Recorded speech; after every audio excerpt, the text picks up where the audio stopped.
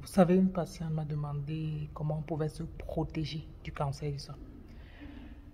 Hmm, c'est une question assez difficile à répondre parce qu'il y a cancer et cancer. Et chaque cancer a ses facteurs de risque.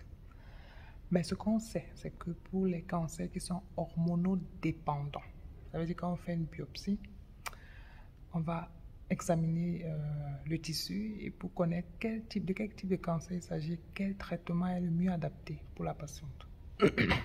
Vous voyez que le diagnostic du cancer du sein se fait par étapes.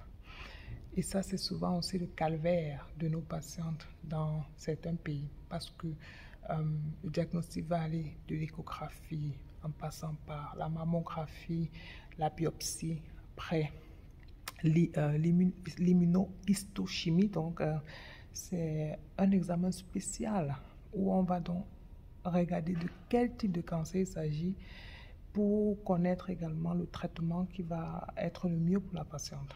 Ça, ce sont des protocoles de diagnostic standard. Or, dans certains pays, ce n'est pas le cas. Vous voyez que ça rend le traitement moins efficace, puisque si on n'a pas fait un bon diagnostic, comment est-ce qu'on va bien traiter? Alors, en ce qui concerne les cancers hormonodépendants, on sait qu'un allaitement exclusif pour plus d'un an est protecteur. On sait qu'une période des règles à un âge un peu plus tardif est protecteur et les maternités sont également protectrices et l'absence d'hormones, que ce soit contraceptif, c'est aussi protecteur. Pourquoi? Parce que une femme qui a ses règles, une fille qui a ses règles un peu plus tard, une femme qui va être à bas des maternités un peu plus, ça veut dire qu'elle sera moins exposée aux hormones. Les cancers hormonodépendants se nourrissent des hormones. Si on est non moins exposé aux hormones, on leur donne moins, ils ont moins de quoi se nourrir, si on peut dire ça comme explication terre à terre.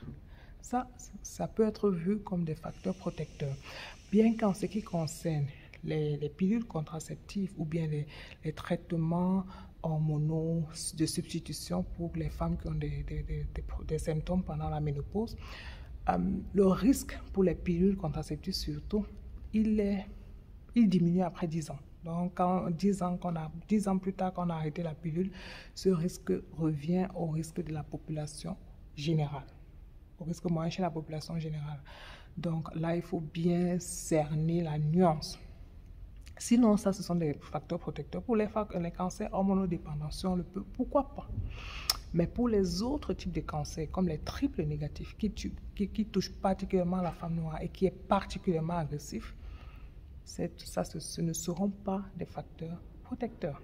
Ça, vous allez voir, une hygiène de vie saine est toujours bien, elle est toujours avantageuse, surtout pour les maladies cardiovasculaires. C'était Dr. Letty. Le docteur en qui les femmes ont confiance, les hommes aussi.